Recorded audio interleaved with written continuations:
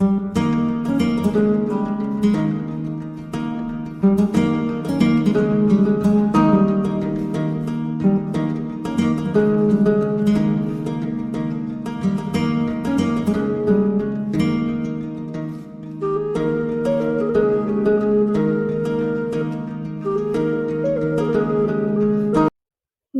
বন্ধুরা, তোমাদের সবাইকে শুভ সকাল জানিয়ে আমি আরও একটি ব্লগ ভিডিও শুরু করছি।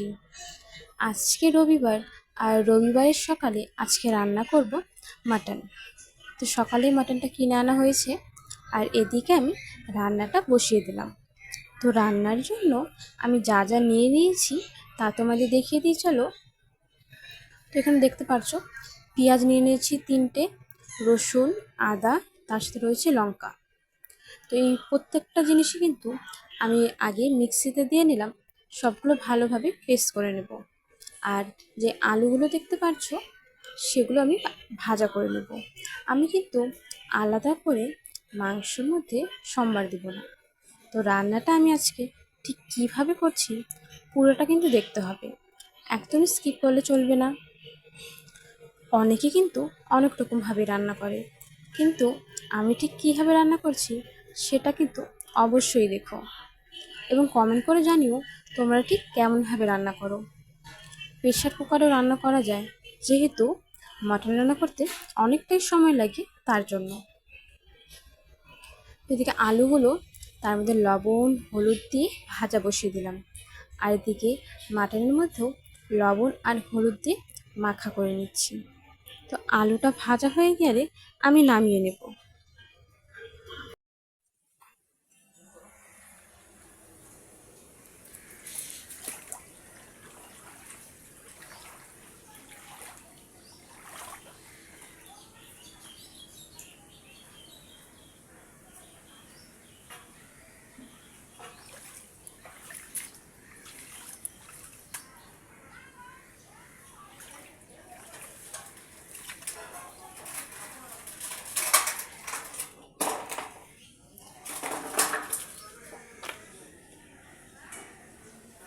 আয় আয় আয় আয়,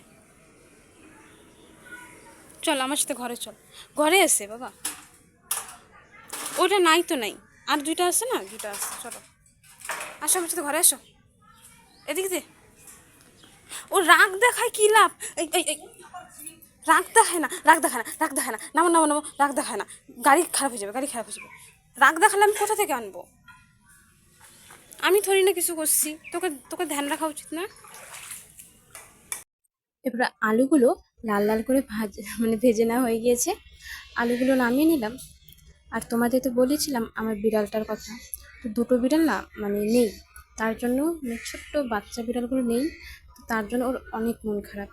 ওর 4টা বেবি হয়েছে, দুটো রয়েছে, সে দুটো তোমাদের সাথে দেখাবো, আর দুটো নেই। তো ওই দুজনকেই খোঁজার জন্য সব জায়গায় ঘুরে ঘুরে বেড়াচ্ছে। দেখো আমার বিড়ালটার গল্প করতে করতে এদিকে মাংসটা ভাজা করার জন্য আমি বসিয়ে দিয়েছি। তো এটা না ভালো করে ভাজা করে নিব, যাতে এর মধ্যে কোনো কাঁচা গন্ধটা না থাকে। যতক্ষণ পর্যন্ত একদম লাল লাল করে ভাজানো হচ্ছে ততক্ষণ পর্যন্ত ফুল পাওয়ারে একদম ভালো করে ভাজা করে নেব। আর এর মধ্যে যেহেতু তেল রয়েছে তার জন্য কিন্তু ফুল পাওয়ারে ভাজা করলে নিচে লেগেও যাবে না। তো দেখো এখন কিন্তু ভালোভাবে ভাজা হয়ে গিয়েছে, এবং মাংসটা অনেকটাই কমে এসেছে যেহেতু ভাজা ভাজাটা হয়ে গিয়েছে। তো যে আমি পেঁয়াজ, রসুন, আদা, লঙ্কা সব কিছু পেস্ট করে নিয়েছিলাম সেটা এখন তোমাদের দেখাচ্ছি চলো। এখন মাংসটা তো ভাজা ভাজা হয়েছে, মাংসের মধ্যে এই পেস্টটা আমি এখন দিয়ে দিব। আর লবণ আর হলুদ সেটা তো তোমাদের আগেই দেখিয়েছিলাম, দিয়েছি। আবার টেস্ট অনুসারে পরে যদি দরকার হয় আরও একবার দিয়ে নেব। তো পেঁয়াজ রসুনটা দেওয়ার পর ভালোভাবে কিন্তু কিছুক্ষণ ভাজা করতে হবে, না হলে পেঁয়াজ রসুনের যে কাঁচা গন্ধটা থাকে সেটা কিন্তু থেকে যাবে। তাই বেশ কিছুক্ষণ ভালোভাবে কষিয়ে নিতে হবে, যতক্ষণ পর্যন্ত পেঁয়াজ রসুনের সাথে মাংসটা ভালো মিশে না যাচ্ছে। দেখতে পাচ্ছ সব মশলাগুলো মিশানোর পর এর কালার কিন্তু একদমই চেঞ্জ হয়ে গিয়েছে। আর মশলার থেকে ভাজা ভাজারও কিন্তু খুব সুন্দর একটা গন্ধ আসছে। তো এখন যে আলুটা আমি আগে থেকে ভেজে রেখেছিলাম সেই আলুটা এখন দিয়ে দিব। আর তার সাথে যে গুঁড়ো মশলাগুলো তোমাদের দেখাচ্ছি কী কী গুঁড়ো মশলা আজকের তরকারিতে আমি দিব। আলুর সাথে সম্পূর্ণ মাংসটা এখন ভালোভাবে মিশিয়ে নিই, যাতে আলুর ভেতরেও মাংসের সেন এবং ঝোল সবগুলোই যায়। এই 5টা মশলা আমি দেব: ধনিয়া, লাল লঙ্কা, জিরা, মিট মশলা এবং গরম মশলার গুঁড়ো। এই 5টা মশলা তো তরকারিতে আমাদের দিতেই হবে, তাহলে খুব ভালো লাগবে খেতে। তো প্রথমে দিয়ে দেবো ধনিয়ার গুঁড়া। ধনিয়ার গুঁড়ো একটু বেশি করে দেবো, কারণ মাটনে ধনিয়া দিলে কিন্তু টেস্টটা খুবই ভালো হয়। এরপরে আমি দিয়ে দিব জিরে গুঁড়ো। জিরে গুঁড়ো কিছুটা দেওয়ার পর একটু মিশিয়ে নিব। তারপর আমি দিয়ে দেব মিট মশলার গুঁড়ো। মিট মশলার গুঁড়ো অনেকটাই দেবো। তারপর আমি দিয়ে দিব লঙ্কার গুঁড়ো। যেহেতু আমি কাঁচা লঙ্কা দিয়েছিলাম, তার জন্য এখন গুঁড়ো মশলা মানে গুঁড়ো লঙ্কাটা একটু কম দেবো, বেশি দিব না, তাহলে অনেক ঝাল হয়ে যাবে, কারণ ঝাল একটু কমই খাই। তো অল্প একটু দিয়ে এখন সব মশলা এবং মাংস ভালোভাবে আরও কিছুক্ষণ কষিয়ে নেব। ভালোভাবে কষিয়ে নেওয়ার পর তারপর কিছুটা জল দিয়ে ঢাকনা দিয়ে আমি রেখে দিব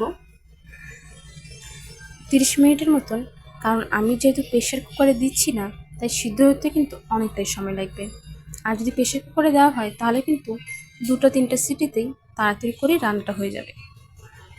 কিন্তু আজকে রান্না আমি পুরোপুরিভাবে কড়াই রান্না করছি, তার জন্য আধা ঘন্টার মতন আমি রেখে দেব। তো এদিকে না একটা কষানো মাংস খাওয়ার জন্য আমি একটু তেল নিয়েছিলাম, কারণ অন্য মাংসগুলো এখনো সিদ্ধ হয়নি, তার জন্য। তেলটা তো সিদ্ধ হয়ে গিয়েছে। আর এদিকে এখন আমি দিয়ে দেবো জল। জলটা দেওয়ার পর তারপর সিদ্ধ হতে থাকবে। আর আজকের এই রান্নার ভিডিওটি যদি তোমাদের ভালো লাগে তাহলে কিন্তু অবশ্যই একটি লাইক করে দিও। আর ভিডিওটি কেমন হয়েছে তা কিন্তু আমি কমেন্ট করে জানাতে একদমই ভুলো না। তার সাথে আমার চ্যানেলটি সাবস্ক্রাইব করে নিও, যাতে এরকম নতুন নতুন ভিডিও তোমাদের কাছে প্রথমে পৌঁছে যায়। তাহলে কিন্তু দেখতেই পাচ্ছ তরকারির কালারটা ঠিক কেমন হয়েছে। চলো এখন আমি খাওয়া দাওয়া করে নিই, তোমাদের সাথে দেখা হবে পরের একটি ভিডিওতে। সবাই ভালো থেকো, টাটা।